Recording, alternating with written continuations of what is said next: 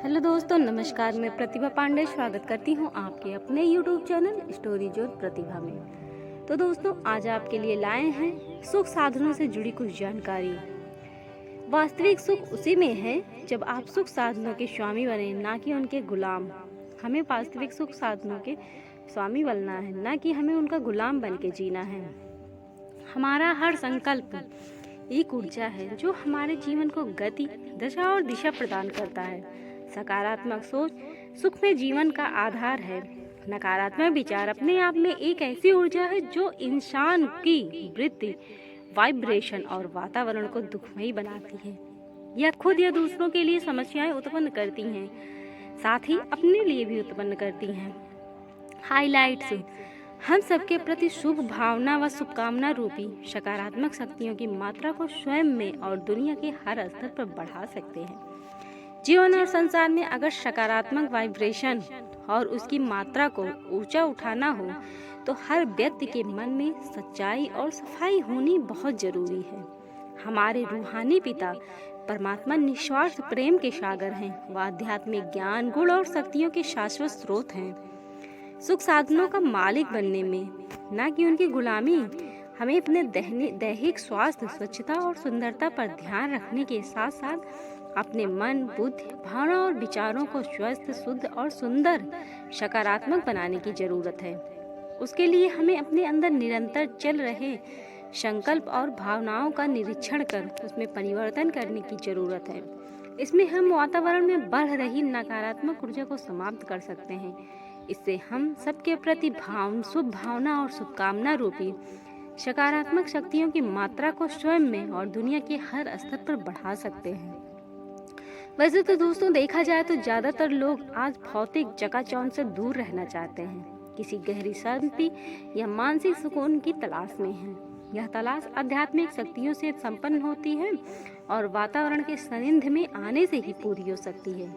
जीवन और संसार में अगर सकारात्मक वाइब्रेशन और उसकी मात्रा को उठाना चाहते हैं तो हर व्यक्ति के मन में सच्चाई और सफाई होनी चाहिए। यह तभी संभव हो सकता है जब हम व्यक्तिगत और सामूहिक स्तर पर आध्यात्मिक ज्ञान और नैतिक मूल्य और ईश्वरीय योग के नियमित अभ्यास और अनुभवी बनेंगे।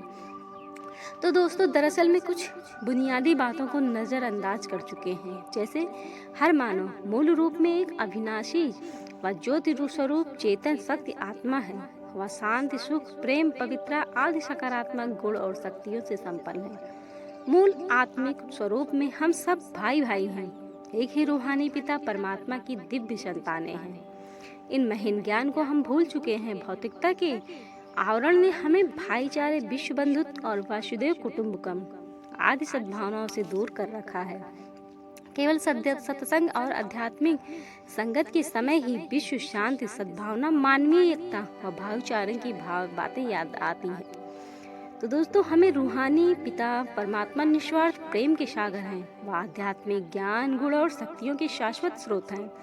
सरल और पवित्र मन बुद्धि से उनके सानिध्य में बैठकर आत्मिक ऊर्जा को अनुभव करना चाहिए। और जीवन की बड़ी बड़ी उपलब्धियां हैं।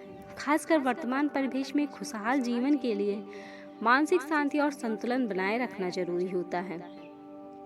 तमाम उलझनों के बावजूद यही चाहत हमारे अंदर सद्विचार के बीज बोती है। इसे कायम रखने के लिए आवश्यक है कि हम नियमित परमात्मा स्मृति और ज्ञान चिंतन में रहकर सकारात्मक गुणों को धारण करें, सहज राज योग का अभ्यास करें।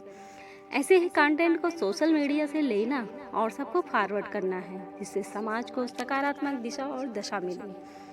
इससे ही घर, परिवार और संसार का वातावरण खुशहाल रहेगा।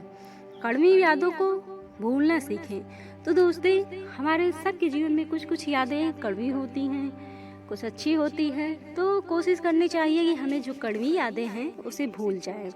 इसके लिए दिन की शुरुआत सकारात्मक ऊर्जा के साथ करें। रात को सोने से पहले कुछ देर आध्यात्मिक तरीके से योग, ध्यान और सकारात्मक चिंतन करें। साधनों का मालिक बने, ना कि गुलाम। रूहानी ज्ञान व परमात्मा योग की साधना द्वारा अपनी भावना, सोच, विचार व कर्म व्यवहार को संयमित, नियमित, मर्यादित, श्रेष्ठ, शालीन और सुखदायी बनाएं। यही सच्ची साधना है जो हमें साधन, संसाधन और कामेंद्रियों का मालिक बनाती है। जो इनका सही उपयोग सीखता है वही जीवन को स्वस्थ, सुखी और समृद्ध बनाता है। गौ सेवा क्यों धर्म का काम माना जाता है?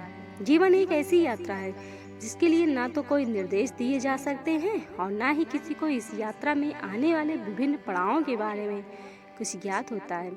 जन्म के बाद आत्मा का शरीर में प्रवेश और मृत्यु के बाद किसी दूसरे शरीर की तलाश, यही जीवन का सत्य है।